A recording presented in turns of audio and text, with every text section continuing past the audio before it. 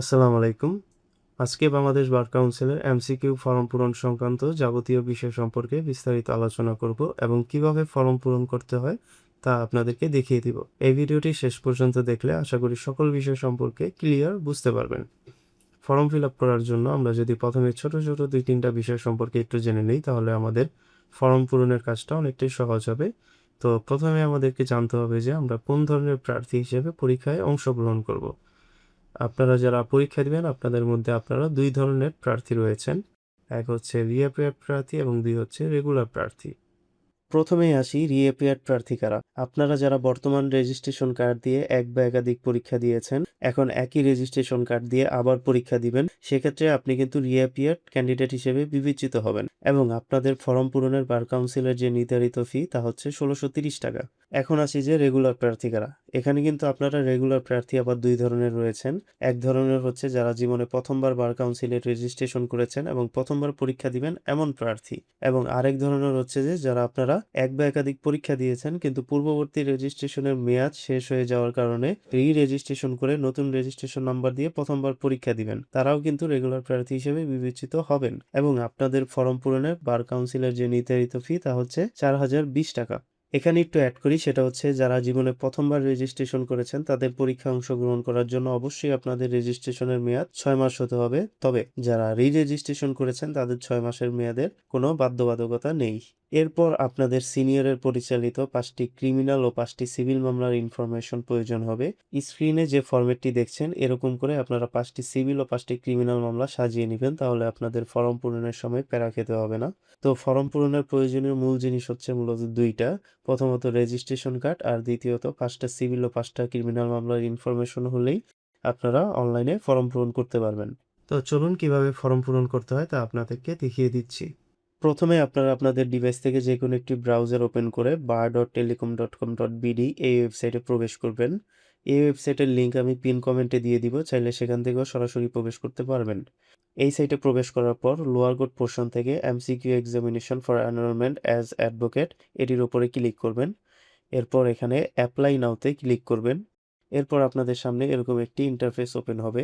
এখানে applicant type থেকে আপনারা যদি রেগুলার প্রার্থী হন তাহলে রেগুলার সিলেক্ট করবেন, আর যদি রিঅ্যাপিয়ার্ড হন তাহলে রিঅ্যাপিয়ার্ড সিলেক্ট করবেন।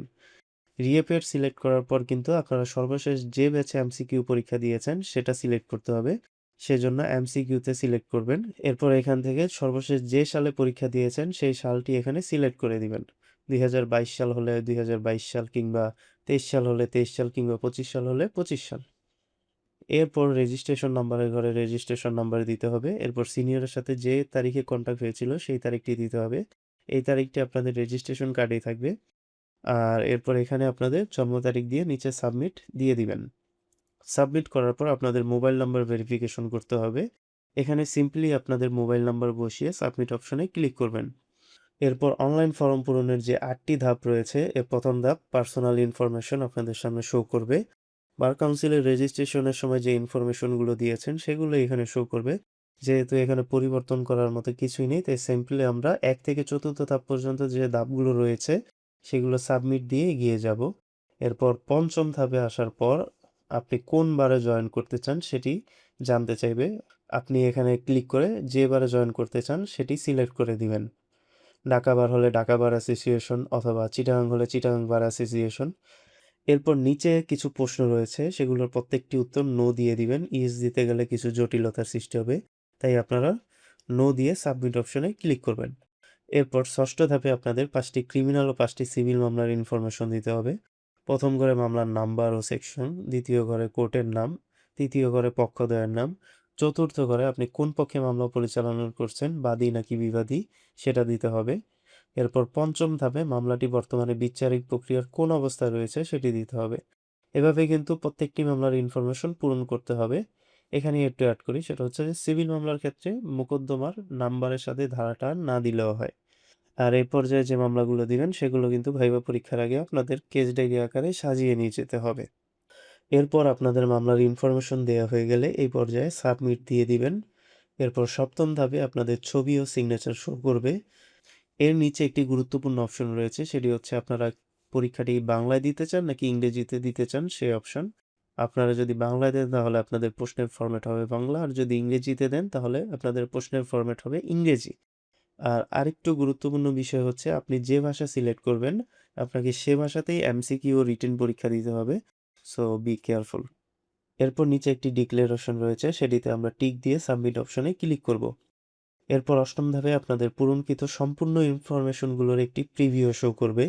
এ পর্যায়ে সবকিছু যদি ঠিকঠাক থাকে তাহলে তো ঠিক, কিন্তু যদি কোনো অসঙ্গতিপূর্ণ লাগে তাহলে নিচ থেকে কিন্তু ব্যাক করে এডিট করে আসতে পারবেন। সবকিছু ঠিক থাকলে নিচে থেকে ফাইনাল সাবমিট দিয়ে দিবেন, তাহলেই অনলাইন অ্যাপ্লিকেশনের কাজ শেষ হয়ে যাবে। এর পরের কাজ হচ্ছে পেমেন্ট করা। পেমেন্ট করতে হবে টেলিটক সিমের মাধ্যমে। টেলিটকে রেগুলারদের 4020 টাকা এবং রিএফেয়ারদের 1630 টাকা রিচার্জ করতে হবে। আপনারা এর সাথে আরও 10 থেকে 20 টাকা বাড়তি রিচার্জ করে নেবেন এসএমএস চার্জের জন্য। টাকা পেমেন্টের জন্য মোবাইলের মেসেজ অপশনে গিয়ে প্রথমে ক্যাপিটাল লেটারে বার লিখবেন। এরপর আপনাদের অ্যাপ্লিকেশনের উপরের দিকে থাকা ইউজার আইডিটি লিখে 16322 নাম্বারে সেন্ড করে দিবেন।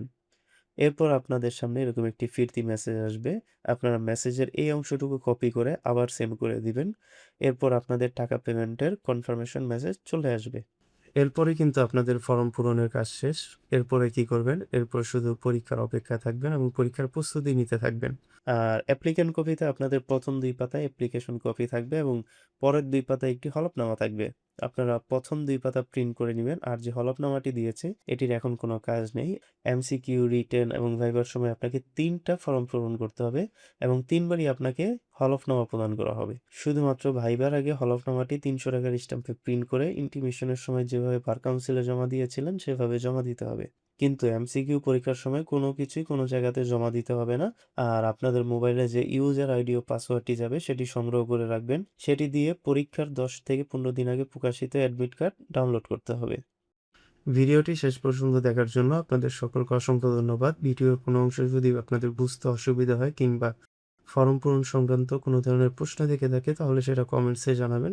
আমি আপনাদের উত্তর দেওয়ার চেষ্টা করব।